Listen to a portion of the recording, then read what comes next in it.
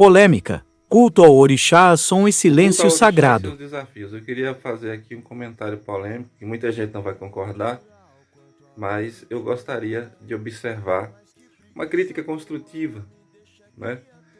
Assim como eu fiz aqui um vídeo falando da marcha para Exu que foi feita na Avenida Paulista, eu dei a minha opinião, o que eu penso a meu respeito. Eu queria comentar também uma polêmica que tem acontecido em vários lugares do Brasil, especialmente nas capitais, lugares onde as pessoas acessam mais o judiciário, onde as pessoas brigam mais, mas também em cidades pequenas. Eu vi uma notícia essa semana, eu não vou citar o nome da cidade, nem o nome do terreiro, em que um juiz fechou um terreiro ou assinou um TAC, termo de ajuste de conduta, com o dirigente desse terreiro e a vizinhança ali, por causa do barulho do terreiro. E eu também vi outros casos também em que os pais de santos levaram à justiça, especialmente religiosos, pastores, e conseguiram indenização por intolerância religiosa. E aí eu queria fazer aqui um comentário sobre o barulho. Realmente os terreiros fazem muito barulho, muita cantoria, e o som é sagrado, o som é magia. Tem até um orixá, que é o orixá do atabaque, e uma entidade ligada ao tambor. O instrumento de macumba é ligado aos toques da Umbanda. E como você vê, você for estudar Umbanda, você que é iniciante, ou você que já é iniciado, ou você que é simpatizante ou adepto, sabe que os toques são para chamar as entidades. Mas o que você vê é que muitos dirigentes, muitos adeptos, eles acham que a Umbanda é só cantoria o tempo todo. No tempo da senzala, se você for pesquisar, que são os terreiros mais primitivos lá atrás, no tempo do Império, há 100 anos atrás, havia muita cantoria. Os escravos trabalhavam na lavoura e quando chegavam eles se divertiam, faziam as músicas deles lá, longe da casa grande, e se incomodavam, em geral, as patroas e patrões que eram cristãos e que achavam que aquilo era chamando o diabo e assim por diante. Mas o culto ao orixá, ele é mais amplo. Se buscar lá nos ancestrais, em qualquer canto da África, não só na Nigéria, não só no Senegal, não só no Benin ou em Angola, seja lá onde for. Ele é o contato com a natureza, ele nasce do xamanismo. A Umbanda que se conhece hoje, tão misturada ao espiritismo, ao xamanismo, dos povos originários, que mistura, hoje em dia mistura esoterismo e crenças do mundo inteiro. Ele é o culto à natureza. Em segundo lugar, o culto aos ancestrais. Mas no Brasil, por causa de toda essa disputa religiosa, a gente sabe que tem muito espetáculo, muita pirotecnia também e muito barulho, até para chamar a atenção dos adeptos. E tem uma disputa entre religiões que gera intolerância dos dois lados. E aí, quando alguém reclama do barulho, as pessoas dizem que é intolerância religiosa, mas não vê também o erro que tem. Não é obrigado todo culto ser barulhento, não é obrigado todo culto ter música.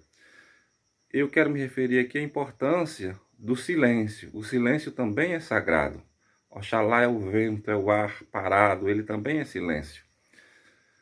Em todas as religiões o silêncio é importante. Você vê os monges budistas, os sacerdotes hinduístas, o tanto que eles meditam, que eles tentam ouvir os sons do próprio corpo e se conectar à natureza com silêncio.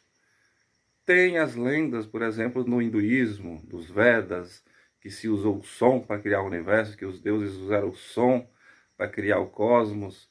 E a música é muito importante, a gente vê até na Bíblia as canções, os salmos, as músicas com timbales e percussões citadas por Davi, comemorando as luas novas, e é assim mundo afora.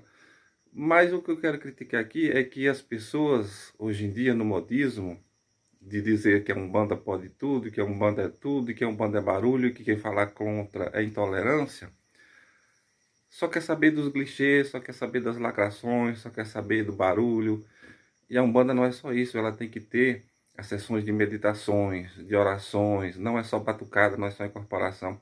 A gente vê sempre até lives sendo transmitidas aí de terreiros de incorporações de horas e horas, sempre incorporações perturbando os mortos, pessoas que vivem nos cemitérios perturbando os mortos, que vivem enchendo as encruzilhadas de oferenda e que faz essas pirotecnias o tempo todo, vendendo amarrações, vendendo ebós o tempo todo. A Umbanda original, quando eu falo original, não estou falando de quem criou, estou falando do Zé, eu não estou falando daqui do Brasil, eu falo da sua crença ancestral, bem lá distante, quando era apenas xamanismo. Esse é o nome que eu estou dando, mas os sangomas antigos que tentavam entender e compreender a magia na natureza, a magia sagrada. Não só se usa o som é uma parte da magia, o tambor é só uma parte das cerimônias. O silêncio, a meditação, a oração também é importante. As cores, os aromas, os incensos, sentir os perfumes, sentir a respiração da pessoa, conversar com as pessoas. Os orixás passam as mensagens conversando e não só cantando, dando gargalhadas, como se vê homens vestidos de pombagira, mulheres vestidas de Exu, tudo invertido. E aqui eu não estou fazendo uma crítica ligada à sexualidade, estou falando à tradição, à cultura. Eu estou falando as normas. A Umbanda não é uma casa sem regra, o Candomblé não é uma casa sem regra. E a gente vê um monte de vídeo dizendo, qual a diferença da Umbanda para o Candomblé? E eles citam isso e aquilo, que tem uma entidade aqui, que não tem uma entidade lá. Todas são iguais, é o culto ao orixá. A divisão foi a vaidade e o ego dos homens que foram dividindo, misturando com isso com aquilo, para mostrar que são diferentes, que são melhores. O culto ao orixá. Oxalá é Oxalá na Umbanda, é Oxalá no Candomblé. Ogum é Ogum na Umbanda. Se usa sincretismo num lugar e não usa em outro, isso não tem importância para o orixá. O orixá significa uma coisa em todo lugar. Se Oxum é as águas doces, ela é água doce em todo lugar. Se Iemanjá é água salgada em todo lugar. Se Ogum é o ferreiro, ele é ferreiro em todo lugar. Então, essas pirotecnias, tudo isso que a gente vê, especialmente nos grandes centros, por ganância, por mostrar que tem mais poder do que o outro terreiro lá na frente. Pais de santos hoje em dia são mais vaidosos, ligam mais para o corpo, se enchem de tatuagem, piercing, modismo, e se sentem os famosinhos da internet e não observam os preceitos, os conceitos, a ética que todo esse culto orixá tem. Então, para finalizar, que o vídeo já está longo, às vezes você tem um terreiro, você não precisa incomodar todo mundo. Se eles têm intolerância com você, não dê a ele material para ele atacar. Use o silêncio, use a música com suavidade. Não precisa, o orixá não precisa de barulho, Deus não é surdo, como a gente vê nas igrejas pentecostais, por exemplo. Ou tem igrejas católicas também barulhentas. O silêncio, às vezes, é mais sagrado e mais poderoso do que qualquer som, do que qualquer pirotecnia, do que qualquer coisa. O som é importante? É. O tambor é importante? É. O orixá gosta de música? Gosta. Os ancestrais usavam música? Usavam.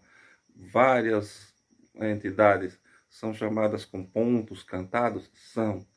Mas não é sempre assim. Às vezes ele vem sozinho, no silêncio, na calmaria. E não se invoca os espíritos o tempo todo. É de cima para baixo. Não precisa incorporar todo dia, toda hora, em todo lugar. Não precisa. Tem gente que não precisa incorporar nunca. A incorporação, às vezes, é um abuso de certas entidades. As pessoas que sequer têm o direito de escolher se querem incorporar ou não. Então, quando você entra no terreiro que o Pai de Santo quer que você incorpore a todo custo, toda mulher tem que desenvolver a pombagira, todo homem tem que desenvolver o Exu, todo homem tem que incorporar. Não. Não vá por esse caminho de tanto barulho, tanta coisa. A Umbanda é suavidade, harmonia, o Candomblé também. Harmonia com a natureza, não precisa pirotecnia e não precisa incentivar intolerância nem guerra jurídica, política, seja lá do que for. A Umbanda é paz. Por isso que as pessoas querem a esquerda, para sempre vender guerra, para sempre vender amarração, magia, encantamento. Umbanda é mais que isso. Umbanda é paz, equilíbrio e harmonia com a natureza. Então, medite, ore e busque a harmonia interior primeiro e depois deixe o som se manifestar com naturalidade.